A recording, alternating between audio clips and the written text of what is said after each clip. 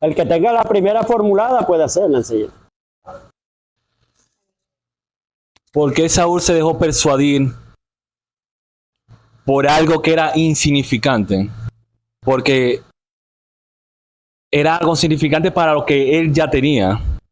Que había en su corazón que lo incitó a hacer eso y pecar contra Dios y perder todo. Bueno, él cometió dos pecados fuertes. Claro, esos pecados traen, por ejemplo, otros agregados más. O sea, son pecados principales que dan origen a otros más. Dos veces comete, o sea, desobediencia bien fuerte. La primera, cuando le dan la instrucción de que tenía que esperar, o sea, cuando él fue ungido, le dieron ciertas directrices. Cada quien, o sea, cuando Dios nos hace un llamado, Dios nos da cierta directriz y tenemos que prestar atención. Por ejemplo, a Sansón le dijeron que no se tenía que dejar cortar el cabello. Todo radicaba en la obediencia, en la ordenanza que le dieron era la obediencia. Vemos también, cuando llaman a Moisés, también le dieron ciertas directrices. Por ejemplo, grandes hombres que Dios ha llamado, Dios a uno le dijo, por ejemplo, William Mario Branham, un general de Dios, le dijo, nunca fumes ni bebas. Y él cumplió todo eso al pie de la letra. Entonces a Saúl le dan como directrices que cuando vayas para la guerra, tienes que esperar al profeta, a Samuel, pero tú no te adelantes, ni te apresures, ni hagas nada, porque la unción que tenía, cada quien tenemos que entender para qué Dios nos ha llamado. Él lo que tenía era una unción de regia del rey, por eso es que si no lo han llamado usted al altar a cantar allá, usted no puede meterse allá. O sea, todo eso son cosas vigentes que van también en la... Y cuesta hasta la vida meterse donde Dios no lo ha llamado. Cuando tú haces algo, o sea, donde Dios no te ha llamado, eso se llama fuego extraño.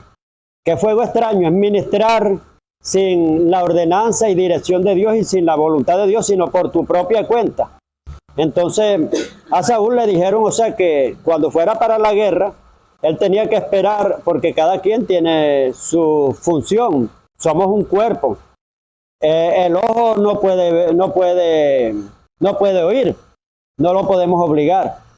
La mano está para agarrar, pero no para hablar.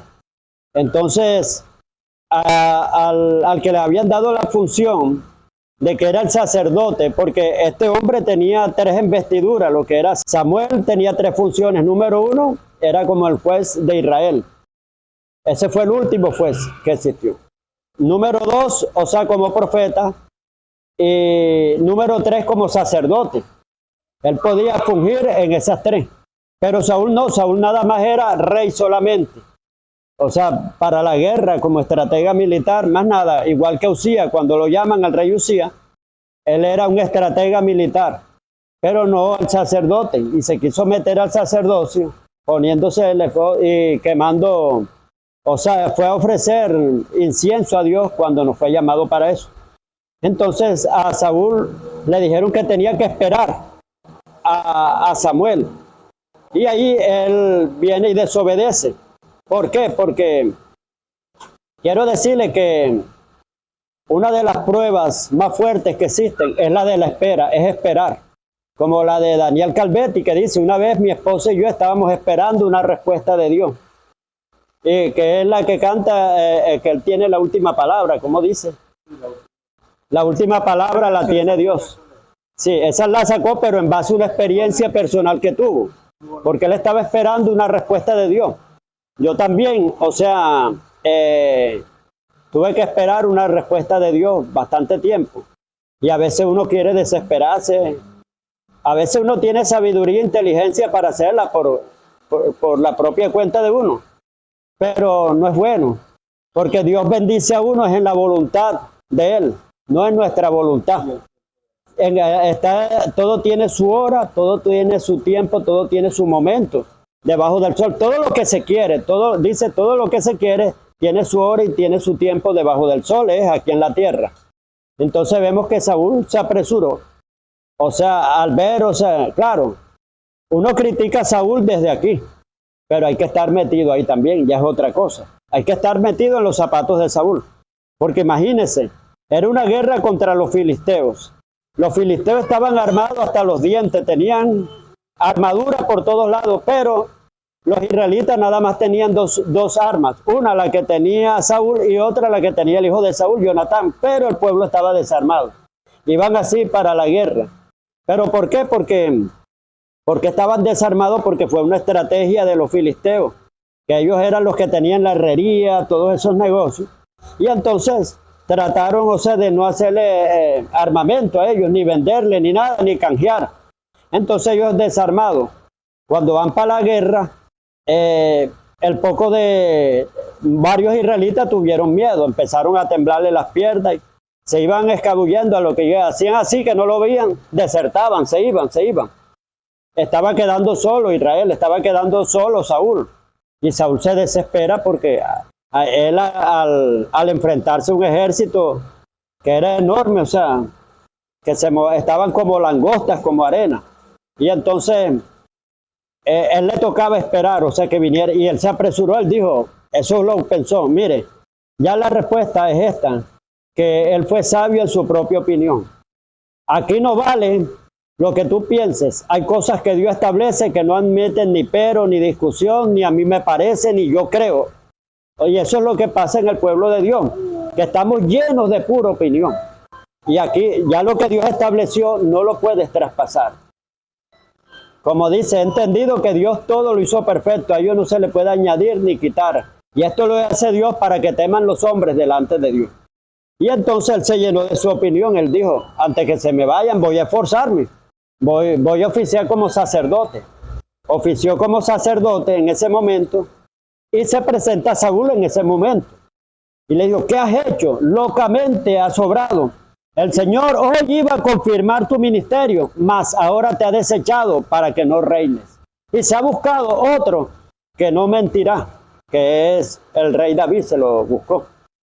Fíjense, cuando ustedes, presten atención, cuando ustedes van a recibir un ascenso, una promoción, Dios va a permitir que ustedes sean probados. Y aquí era una prueba de espera, o sea, esperar, y él no la pasó.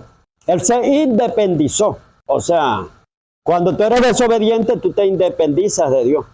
Por ejemplo, a Eva le dan las directrices, no puedes comer puedes comer de todo, menos del árbol que está ahí, del bien y del mal.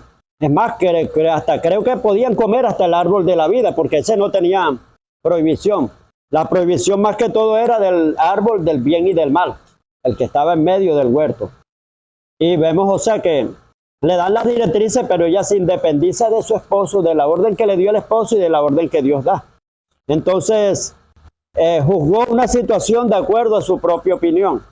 Entonces aquí las opiniones no valen. Y vemos que Saúl empezó a hacer las veces de sacerdote cuando llega ahí inmediatamente Samuel. Y le dijo, ¿qué has hecho? Locamente has obrado. El Señor hoy iba a confirmar tu ministerio. Iba a hacerlo bien fuerte, mas ahora te ha desechado. Entonces no pasó la prueba. Claro que hay que estar también metido en eso. Yo una vez tuve una prueba que tuve que esperar como 6 meses. Y es fuerte esa prueba. O sea, de espera. Experiencia en el Señor y me fue bien, hermano. Gloria a Dios que me fue. O si no, quién sabe dónde estaría yo ahora. Porque hubiera andado en mi propia opinión y en mi propia voluntad y no me hubiera ido bien.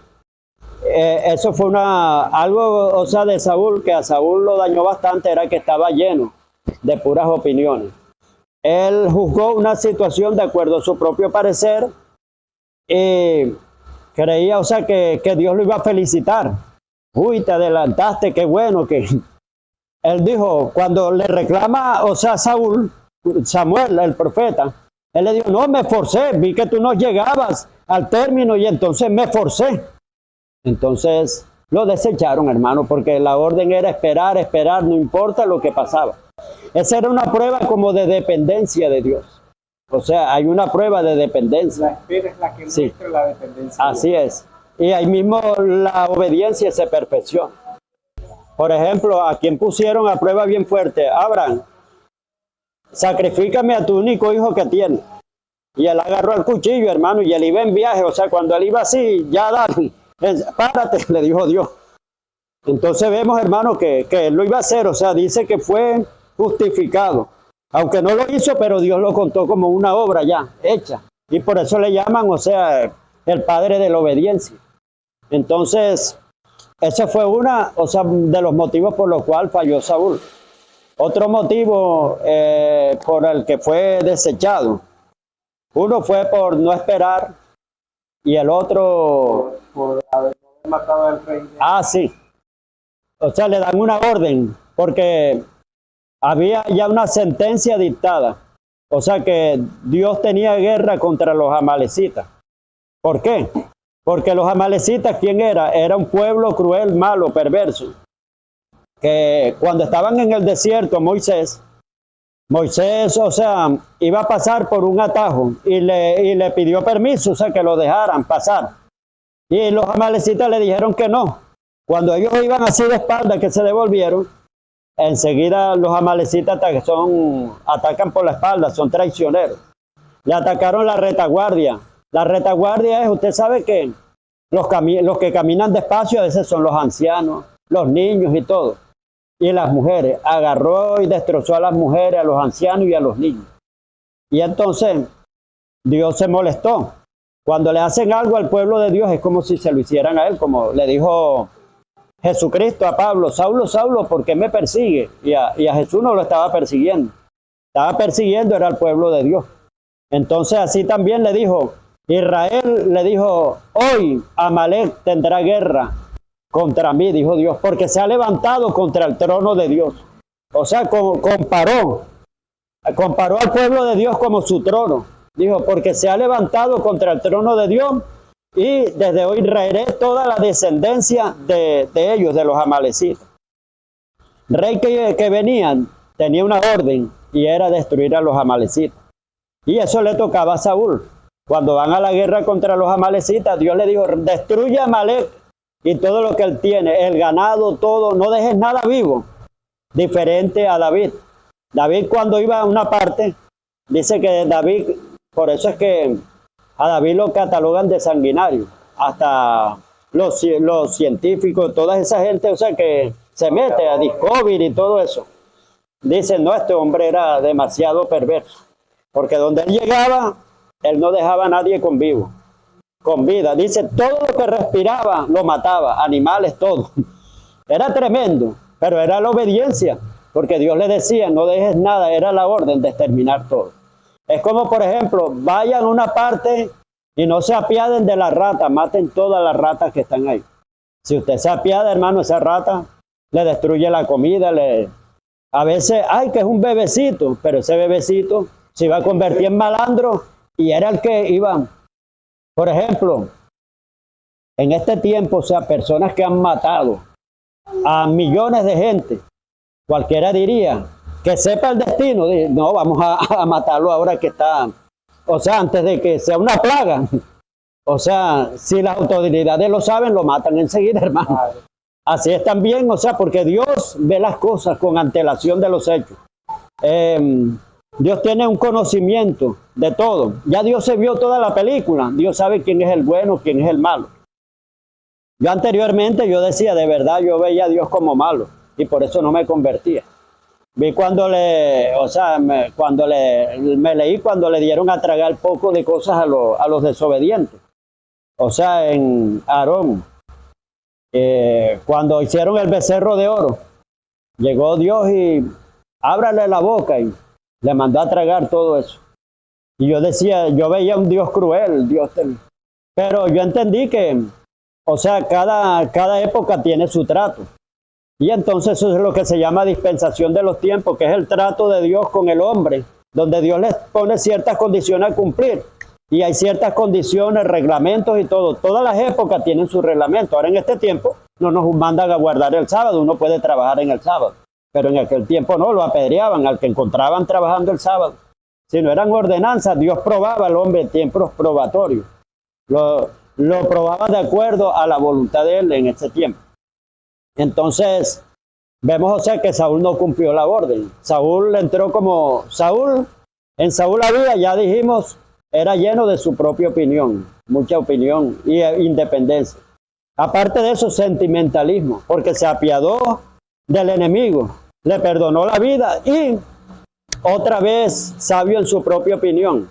Dice, no seas sabio en tu propia opinión, reconoce a Jehová en todos tus caminos, confía en Él y Él hará. Amén. Entonces vino él y pensó, si yo dejo lo mejor, hay también miedo también al que dirán. A veces hay ministros que le tienen miedo al pueblo. Y entonces, como le empezaron a agarrar lo mejor del ganado, él no dijo, paren ahí, dejen eso. No, él no hizo prohibición ni nada, sino que dejó que agarraran. Y él también agarró lo mejor del ganado para sacrificarlo a Dios. Él dijo, con esto me echo a Dios en el bolsillo y Dios no me va a decir más nada. Lo compro enseguida.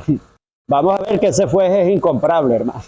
Ese da una orden, hermano, y no puede uno ir tras esa orden. Amén. Lo que Dios estipula, eso tiene que hacerse. Y entonces, deja lo mejor del ganado. Dice que el sacrificio que le hizo fue hermoso, bonito. Con lo mejor del ganado, lo mejor. Pero aquí no vale, cuando Dios da una orden, dice, se complace Jehová en los sacrificios o en que se obedezca la palabra. Se complace Jehová en la grosura de los carneros. Dice, es mejor el prestar atención que la grosura de los carneros. Amén.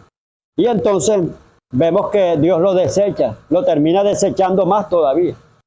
¿Por qué? Porque se llenó de su sabio en su propia opinión, tenía espíritu de independencia. Aparte de eso, miedo. Que agrado al hombre antes que a Dios. Dice Gálatas 1:10, ¿a quién pretendo yo agradar? ¿A Dios o a los hombres? Si yo pretendiera agradar a los hombres, yo dejaría de ser siervo de Dios. ¿Busco ahora el favor de los hombres o el favor de Dios?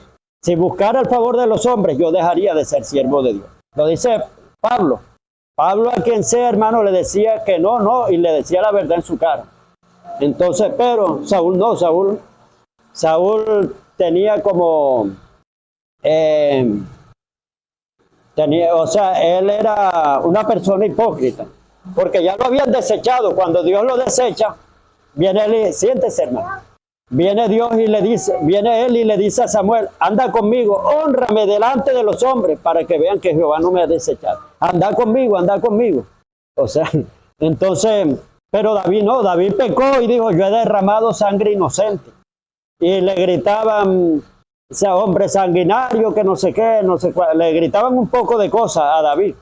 Y ¿qué decía a Isaí?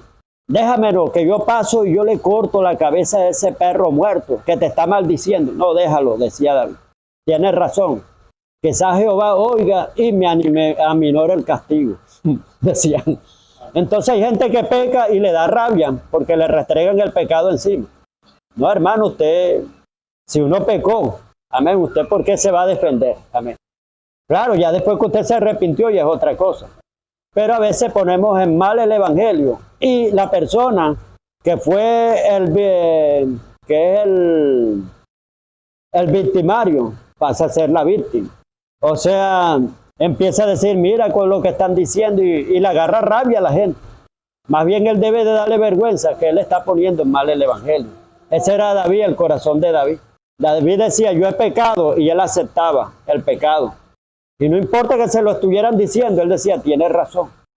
O sea, era un hombre sincero, pero Saúl no. Saúl trataba de tapar todo, al que dirán, que no se den cuenta que Jehová me ha desechado. Anda conmigo, hónrame delante de los hombres, le decía a Samuel. Vimos que Abigail, ella salió antes que él llegara para... O sea, ahí hay un ejemplo, yo lo veo como de intercesión. Lo que es la intercesión, una mujer sabia. ¿Por qué? Porque vemos que David se volvió un defensor, le cuidaba el ganado a la gente, le cuidaba todo a los hacendados.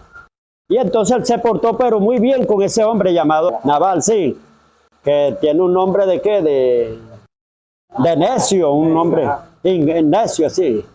Entonces viene David, una vez que él tenía hambre y el ejército, y tantos favores que le había hecho a Nabal, viene y le dice, bueno, manda a unos criados de él, o sea, para que, a unos hombres, a unos soldados, que le pide colaboración, él nunca lo había molestado. Y ese hombre se molestó, ¿quién es David ¿Y quién es Isaí? O sea, ¿quién es el hijo de Isaí para que yo le tenga que dar? Y eso se lo dijeron a David. David eso le llenó de indignación y de rabia de ver cómo él se había portado, que le defendía todo.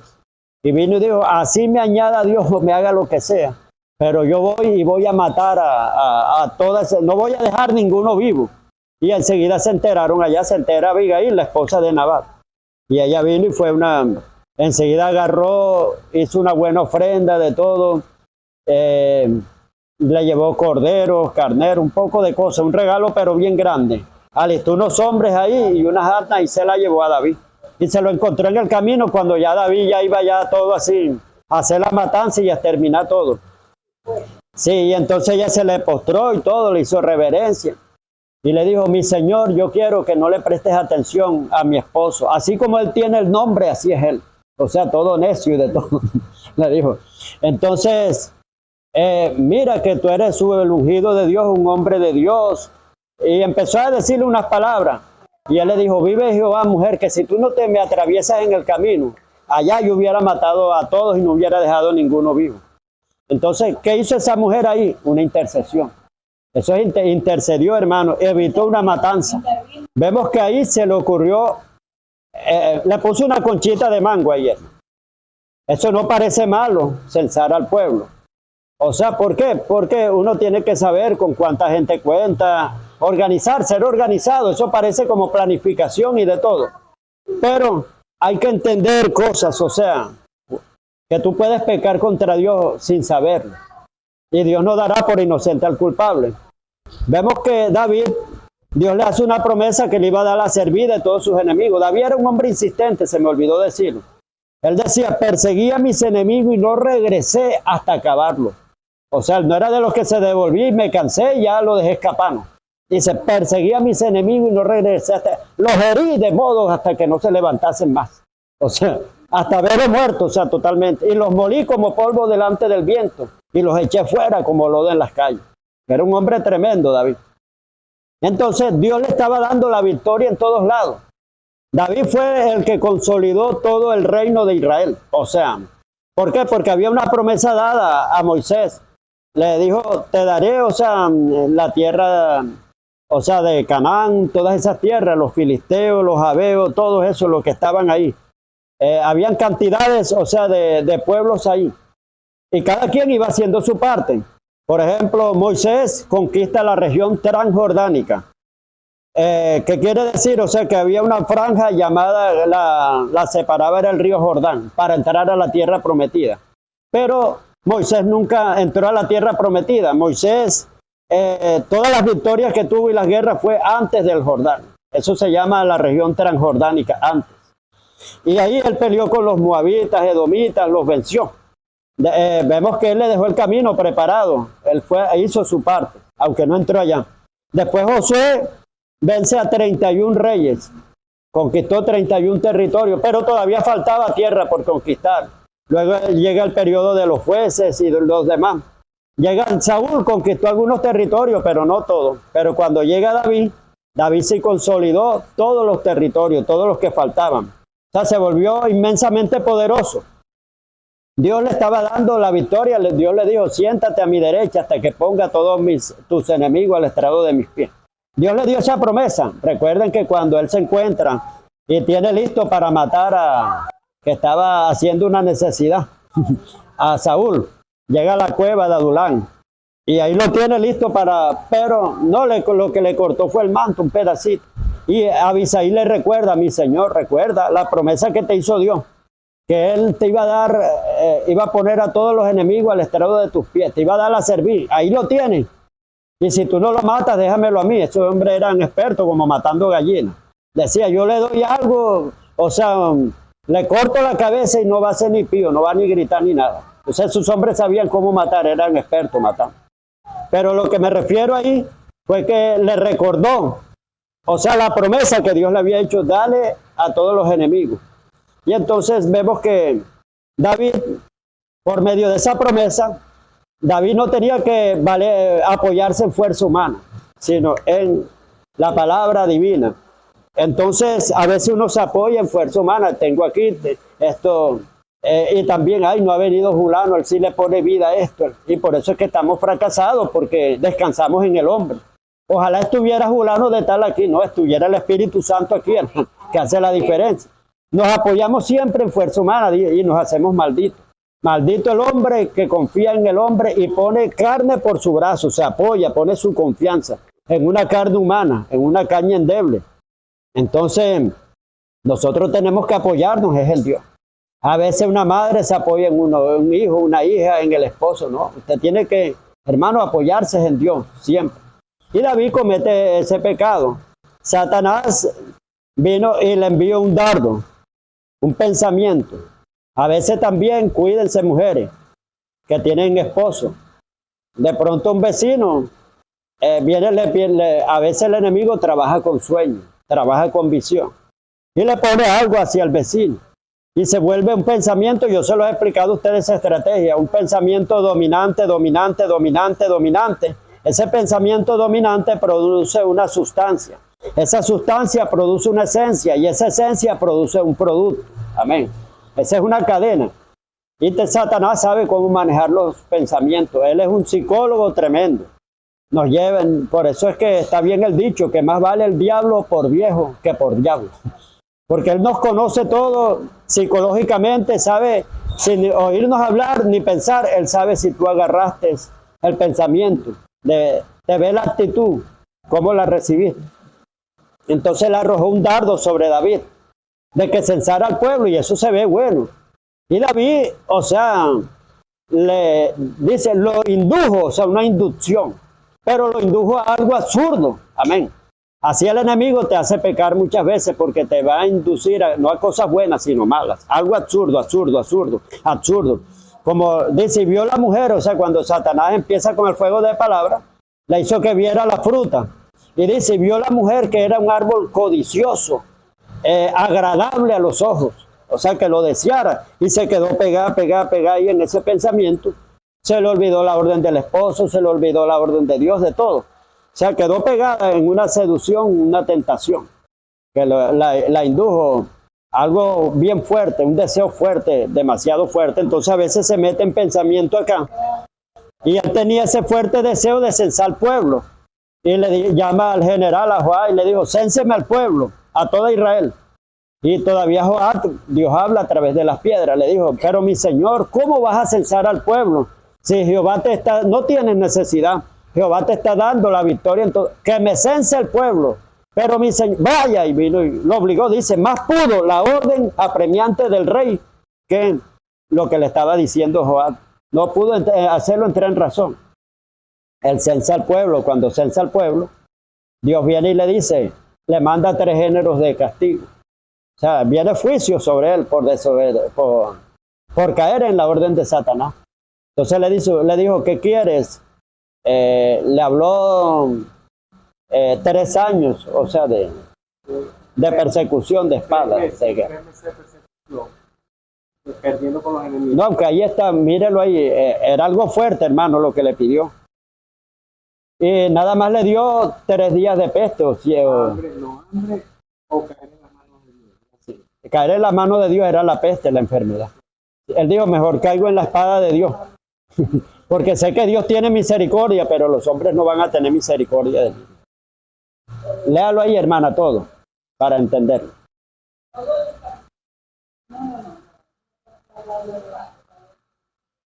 Cuando ya vino el género de castigo.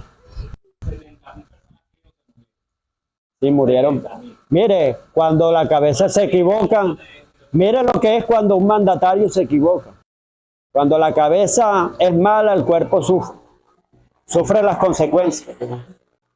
Nada más por él. Y él le dijo, Señor, pero mátame a mí y a mi familia. Yo fui el que pequé. ¿Por qué te metes con ellos?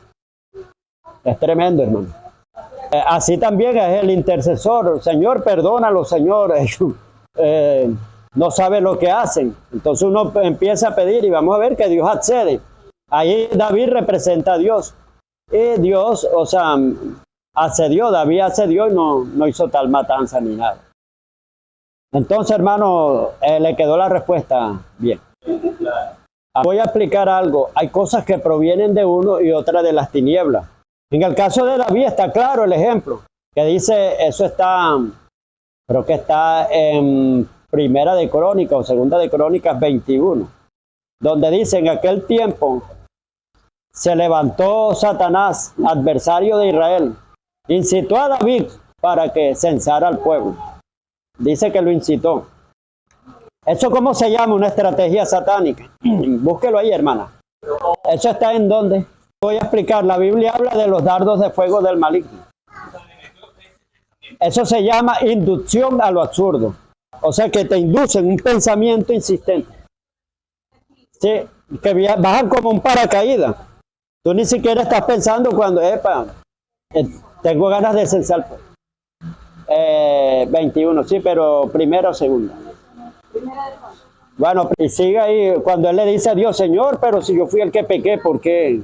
Sí, un cuarto que usted designe para eso y me voy a encontrar con Dios. Y si se muda donde su hija, se van allá, mi hija, allá también hace eso. Una hora específica que usted le dedica, eso también es un altar. O sea, por decir, yo voy a las 3 de la tarde, todos los días a las 3 de la tarde, o todos los días a las 3 de la mañana, eso es altar allí. Y ahí hubo una mortandad que después es lo que es el pecado, o sea, de una cabeza. A veces hasta de padres de familia, los hijos sufren las consecuencias. Sí. Sí.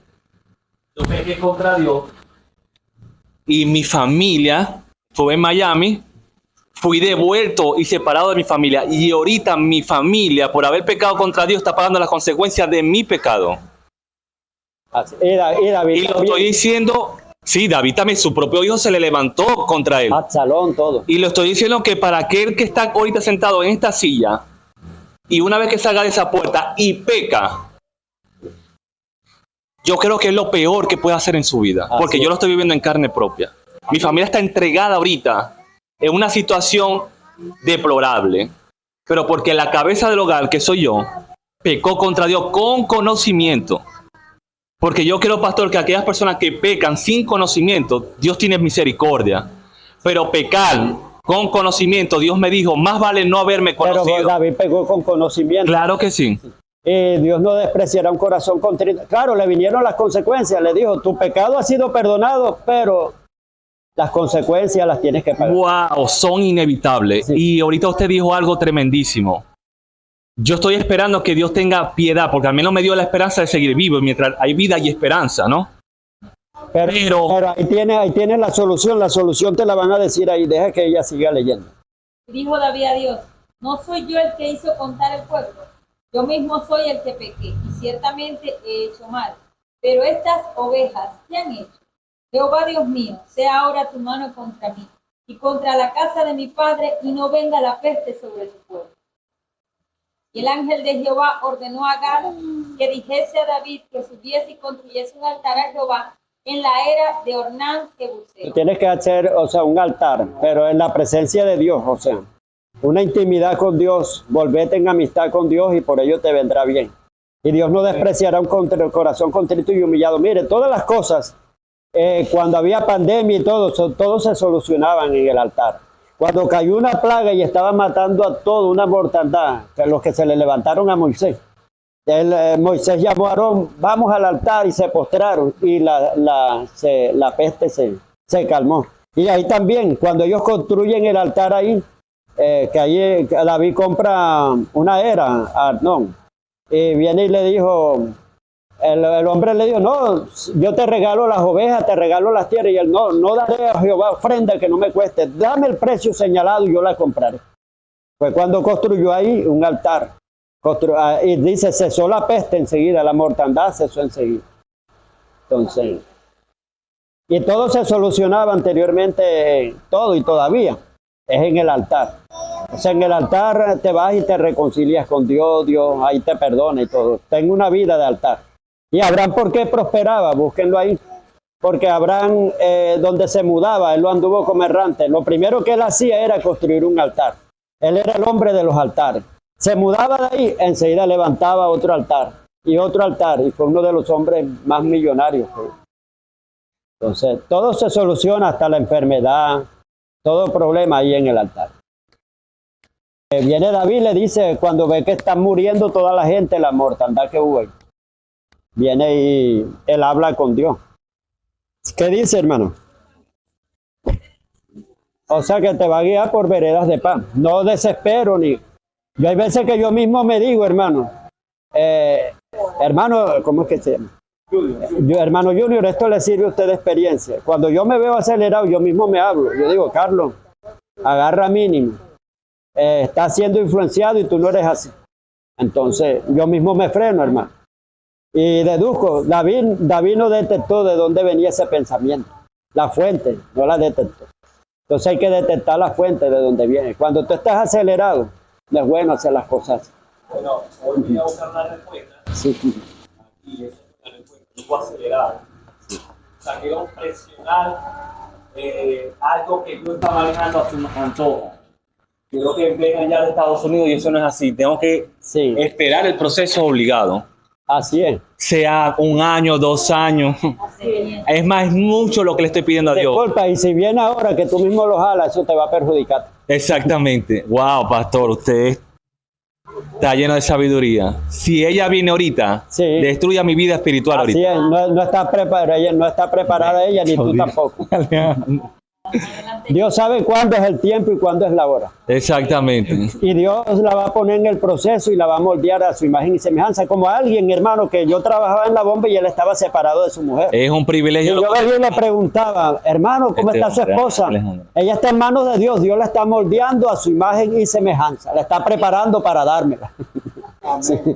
Y estaban separados, habían tenido problemas. Dios lo está moldeando porque sabe que usted es una mujer que se ha portado bien con Dios, una mujer servicial, le ha dedicado su vida a Dios, una mujer que le ha dado muchas cosas a Dios y Dios no le va a dar nada malo. Le puede dar otro o le puede dar Wilfredo cambiado y transformado, pero Dios no le va a dar nada malo a usted, porque usted se merece lo bueno. Y no se desespere porque agarra fallo. Porque después dice Dios, ese yo no te lo envié como por ejemplo el negrito que trabajaba aquí. Él le decía al papá, ay papá, yo no tengo suerte con las mujeres, mire, esta me la hizo, esta me abandonó. Hijo, no es que usted tenga suerte, no es que usted tenga mala suerte, es usted las malas decisiones de usted. Son sus malas decisiones. Sí. No le vayan a echar la culpa a Dios, es la mala. Hermano, un consejo que le doy. Proverbios, ¿qué, hermana? ¿Cómo dice? Con los pies peca porque va a tropezar, por estar todo acelerado. Cuando usted va despacito en un vehículo, ve algo, sí le da, pero cuando va acelerado, ¡bum! Enseguida.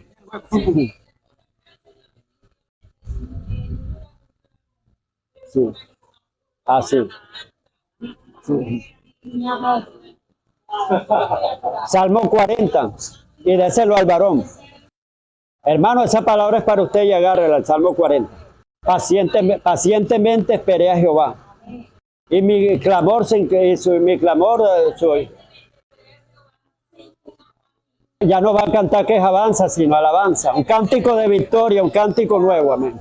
Y dice, mire, cuando dice puso mis pies sobre peña, es la peña, la roca, es un símbolo de inmovilidad, de firmeza, de fuerza. Usted no se va a hundir, no va a caminar en camino resbaloso ni enjabonado, amén. Sino en pura peña, o sea, pie firme, pisada firme.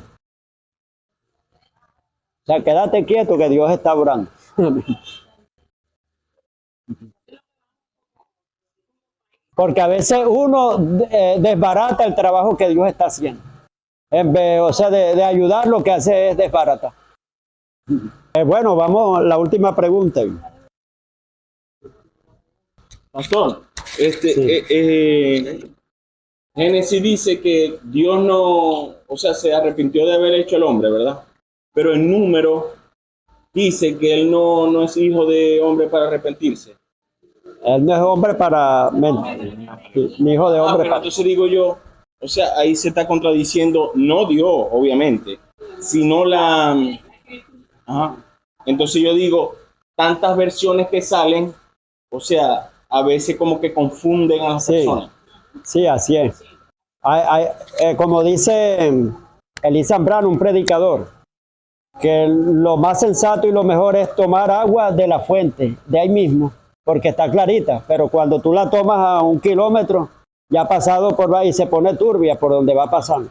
Ya agarras el agua turbia, pero de la fuente está más clara.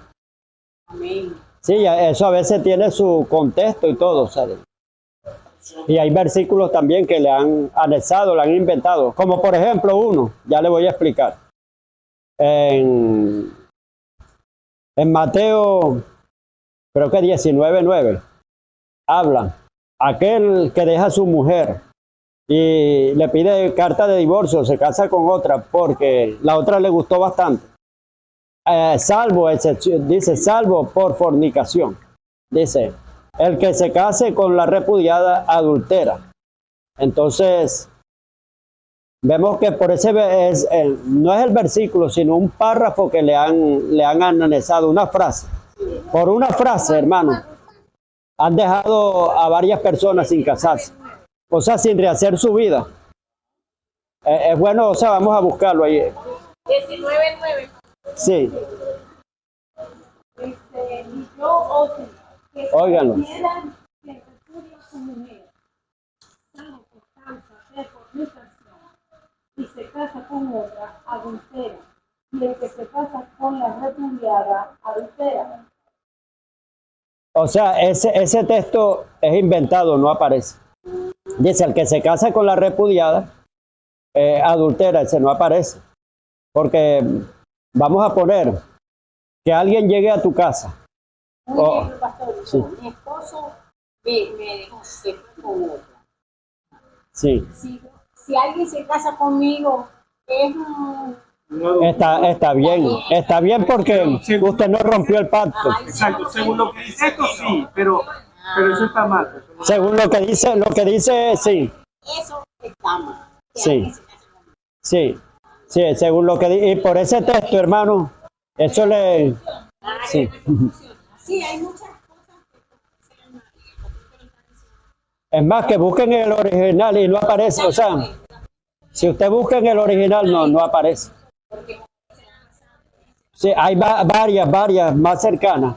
Y esa parte no aparece. Si no se lo agregaron, es agregado. Entonces, por eso que le agregó un hombre ahí. Hermano, esa cosa, desgracia, varias personas se han privado de rehacer su vida. Ya le voy a explicar.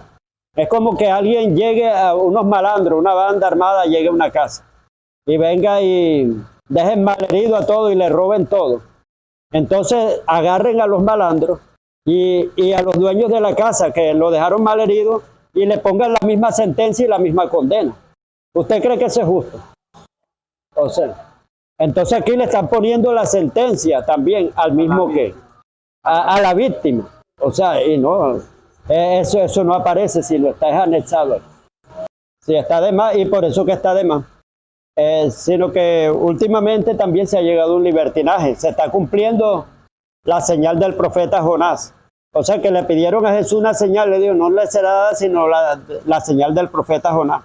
Que en los últimos tiempos los hombres se casarán y se darán en casamiento. ¿Qué quiere decir? O sea que divorcio, matrimonio, recasamiento y de todo eso es lo que se ve. Pastores, apóstoles que se casan 5 veces. Vienen, venga la mujer como un pastelito. Este pastelito es de carne, no, quiero de pollo. No, este de pollo, no, un mojito de mojito. Y así, hermano. Andan probando y probando. Entonces se ha formado un desorden. Sí. Claro que yo le digo una cosa, que cuando nosotros somos, o sea, como pastores, que cuando se comete adulterio o fornicación, que una pareja le es infiel a la otra, nosotros siempre vamos al perdón. O sea, aconsejamos el perdón. La reconciliación. Ya eso queda opción de la persona hacer.